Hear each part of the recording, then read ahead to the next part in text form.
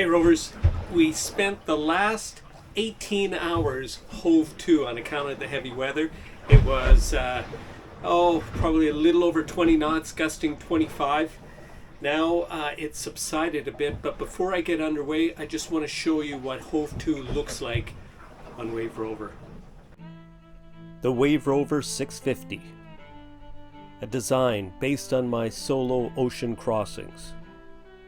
She's small, light, and yet easy to build, but strong enough to cross any ocean. My name's Alan Mulholland, and this is the Wave Rover story. My goodness, it's the sun. So we have the tiller lashed over,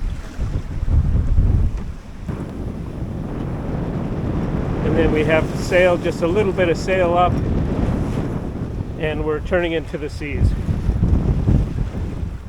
So we were making probably about a knot to a knot and a half leeway while we were hove to. But now, like I said, it's time to get underway, so I'll have to put the camera down to manage that. Well, it's just a few minutes later. It took no time at all to get us underway because I really didn't have to do anything to the sail. I just had to set the Mark III, probably from start to finish, maybe 5 minutes.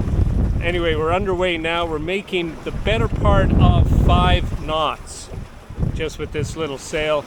The gusts are tossing us off course by about 15-20 degrees, and then when the gust ends, she comes back.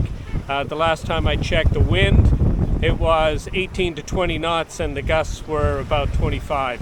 So here, I'll show you what it looks like on the boat.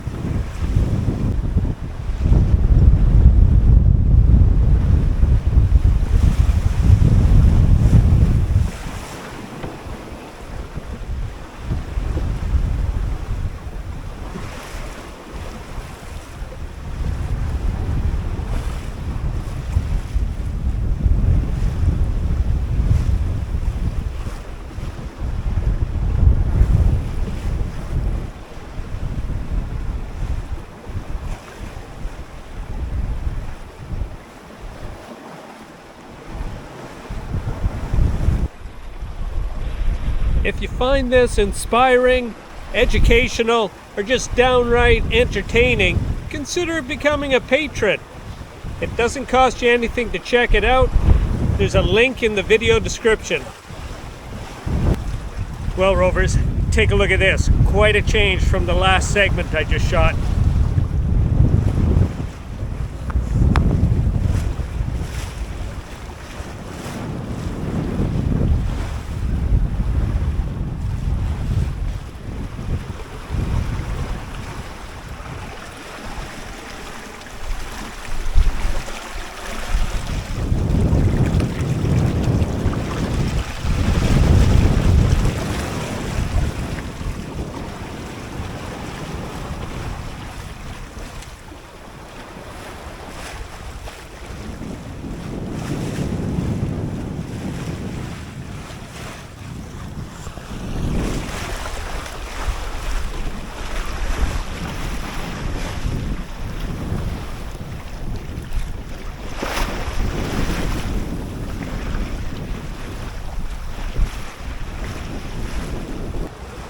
Now we'll just head below and I'll explain a little bit about what's happening.